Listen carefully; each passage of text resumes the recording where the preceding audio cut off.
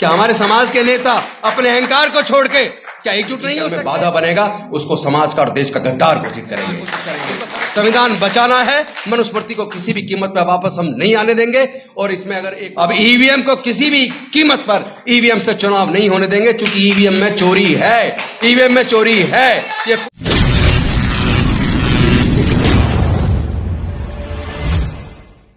भगवान बुद्ध, फूले, साहू, अंबेडकर, पेरियार सहित समाज के सभी महापुरुषों के चरणों में कोटि कोटि नमन करते हुए सबसे पहले तो मैं माता सावित्रीबाई फूले, फातिमा शेख और रानी अवंती बाई लोधी जी को उनके जन्मदिवस पर पुष्पांजलि अर्पित करता हूं और आप सबको बधाई देता हूं। ओबीसी महासभा को विशेष बधाई। और जो अभी मेरे संचालक साथी निवेदन कर रहे थे पटेल जी से कि यहां गुर्जर समाज मजबूत है, उसको आप हमारे साथ जोड़िए, वही टंग खींचते हैं। इसमें बिल्कुल गलत नहीं कह रहे और मुझे नहीं पता उनकी कंट्रोल कितना है, क्योंकि यहां गुर्जर, यादव और जाट तीन दिल्ली की और वेस्टर्न यूपी की मजबूत जातियां तीनों मनवादी व्यवस्था को पूरी ताकत के साथ पोषने में लगी है। सीधा कह रहा हूं, बुरा लग जाए कोई बात नहीं, बुरा लगना भी चाहिए, लगेगा तो हो सकता थोड़ा सुधार हो जाए, क्योंकि यहां तो ये सब बीजेपी को ताकत देने में लगे पड़े। दिल्ली में कहीं चले जाना उनकी बस्तियों में आप, तो बाधा तो यही बन रहे हैं। अपने खुद के जो बदहाली है, जो हकमारी है, उसका कारण हमारे बहुजन समाज के लोग ज्यादा हैं। वो 12% लोग उतने ताकतवर नहीं है कि हमारी हकमारी कर सकें, क्योंकि वो जो कुल्हाड़ी हमारे हकों को काट रही है उसमें बैठे के तौर पर जो हमारे बहुजन समाज के लोग उसको ताकत देने का काम कर रहे हैं। आज समस्याएं जो हैं उनमें सबसे बड़ी समस्या तो ये है कि इस बैकवर्ड समाज को, ओबीसी समाज को रिजर्वेशन लेने के लिए 43 साल संघर्ष करना पड़ा। और जब 1990 में 7 अगस्त 1990 को मंडल कमीशन की सिफारिश से लागू करने की घोषणा हुई, पहली बात तो ये बता दूं कि वो मान्यवर कांसीराम साहब ने जो पूरे देश की और दिल्ली की दीवारें नीली की और जो नारा दिया मंडल कमीशन लागू करो वरना कुर्सी खाली करो, उस नारे की वजह से 43 साल के संघर्ष के बाद सिफारिशें लागू करने की घोषणा तो हुई, लेकिन उसी सर्वोच्च न्यायालय ने उन सिफारिशों को लागू होने पर कोर्ट ने स्टे कर दिया, जिस सर्वोच्च न्यायालय ने संविधान के खिलाफ जाकर ईडब्ल्यूएस के नाम पर बिना मांगे, बिना कोई गठन हुए, बिना कमीशन के, बिना सर्वे के 4 दिन के अंदर ईडब्ल्यूएस के नाम पर और उन 2% लोगों को 10% रिजर्वेशन दे दिया। उसको कोर्ट ने स्टे नहीं किया। तो जो कोर्ट हमारे लोगों को न्याय नहीं दे सकती, उस कोर्ट पे भरोसा कैसे करें? एक तो ये सवाल है। दूसरा सवाल यह है, 49.5% रिजर्वेशन एससी, एसटी, ओबीसी तीनों को मिलाकर, जिसकी जनसंख्या कम से कम 85 से 88% के बीच है, उसके लिए तो दिया जा रहा है 49.5% पेपर पे, और जिसकी जनसंख्या 12% है उसको पेपर पे दिया जा रहा है 50.5%। लेकिन प्रैक्टिकल सच्चाई क्या है? प्रैक्टिकल सच्चाई यह है कि वो जो 12% है जनसंख्या में, जिसके लिए पेपर पे 50.5% रिजर्वेशन दे रखा है, उनको वैकेंसी जब निकलती है उनको दिया जा रहा है 72%। कोई भी जो वैकेंसी निकली उसका डाटा उठा के देख लीजिए तो समझ में आएगा। 72% टोटल पोस्ट में से 72% तो जा रही है ओपन कैटेगरी और ईडब्ल्यूएस को, और जो एससी, एसटी, ओबीसी के लोग जिनकी जनसंख्या 85 से 88% है, उनको जब आप देखोगे पोस्ट वाइज कितनी कितनी पोस्ट किसको जा रही है, तो उनको जा रही है 28%। तो कितनी बड़ी हकमारी हो रही है और किसके रहते हो रही है? ऐसी कौन सी सरकार है जिसमें एससी, एसटी, ओबीसी के सांसद, विधायक नहीं है, मंत्री नहीं है? क्या वो गूंगे बहरे हैं?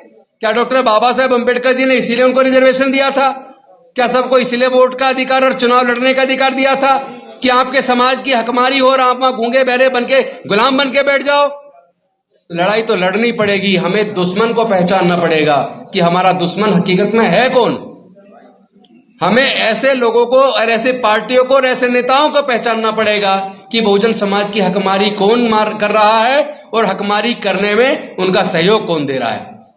अब मुझे एक सवाल मैं आप सबसे पूछना चाहता हूं, जहां तक महिला आरक्षण की बात हो रही है, अगर जाति की जनगणना नहीं होगी, सेंसस नहीं होगी, उसका डाटा नहीं होगा कि ओबीसी की जनसंख्या कितनी है, तो फिर उस महिला रिजर्वेशन के अंदर ओबीसी को रिजर्वेशन कैसे देंगे। तो जो पार्टियां जातिगत जनगणना करवाने के लिए खुल के सामने आने को तैयार नहीं है, ऐसी पार्टियों को हमारे समाज के लोग वोट क्यों देते हैं। ये सवाल समाज के लोगों से पूछना पड़ेगा। उन्हें समझाएगा कौन। भाई एक बात बताओ, एक समय हम लोग पढ़ते थे, एक महाकाव्य था महाभारत, उसके अंदर पांडवों ने द्रौपदी को दांव पे लगा दिया, और एक आज ऐसी सरकार है जो सत्ता पाने के लिए जिसने राम को दांव पे लगा दिया। वो राम को दांव पे लगा सकते हैं, आप अपने अहंकार को खत्म नहीं कर सकते। एससी एसटी ओबीसी के लोग एकजुट नहीं हो सकते, हकमारी करने वाले लोगों को ठिकाने नहीं लगा सकते। संविधान बचाने की बजाय मनुस्मृति से संविधान लागू करने वालों को ताकत दे रहे हो। शर्म नहीं आती तुम्हें?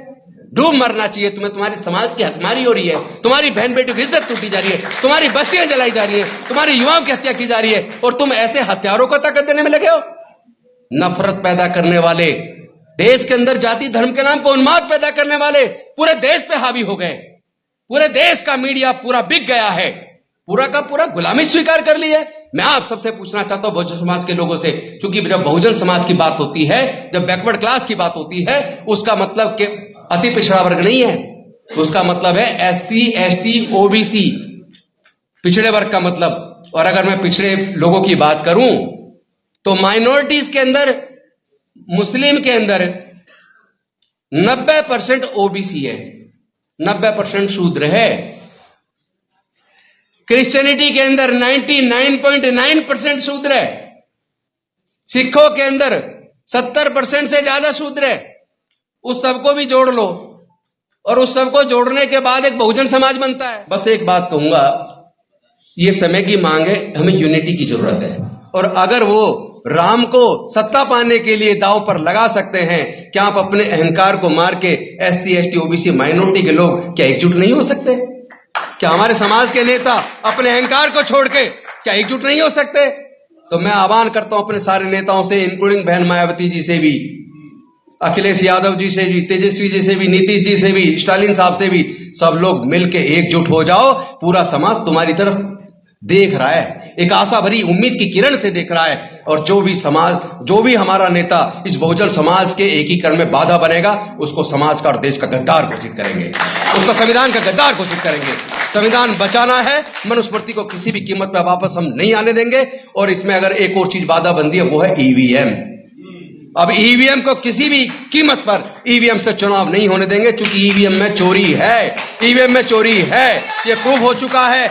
आईएएस रिटायर टू आईएएस जो जिसने नौकरी भी छोड़ दी, वो जो हमारे कन्नन गोपीनाथन जी ने, उन्होंने तो प्रूव कर दिया कि किस तरीके से ईवीएम धोखा है, ईवीएम के द्वारा चोरी, चूंकि वो खुद इलेक्ट्रॉनिक इंजीनियर है, बाद में आईएएस बने। तो जब साबित हो गया, इलेक्शन ऑफिसर रहते उन्होंने साबित कर दिया कि ईवीएम में चोरी संभव है, और यहीं बैठ के मंगलयान और चंद्रयान उड़ाया जा सकता है, उसको रिपेयर किया जा सकता है नीचे बैठे बैठे।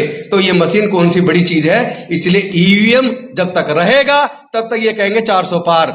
इसलिए ईवीएम इस बार किसी कीमत पर चुनाव ईवीएम से नहीं होने देंगे। बैलेट पेपर को वापस लाना होगा, देश के संविधान को बचाना होगा, तभी हम देश के लोकतंत्र को बचा पाएंगे, और तभी बहुजन समाज की इस हकमारी को हम रोक पाएंगे। क्योंकि हकमारी तब तक चलती रहेगी जब तक आप इनसे मांगते रहोगे। अरे जो छीनने वाला उससे हाथ जोड़ के मांग रहे हो, ये दे दो वो दे दो। हुक्मरान बनो और अपने आप ले लो।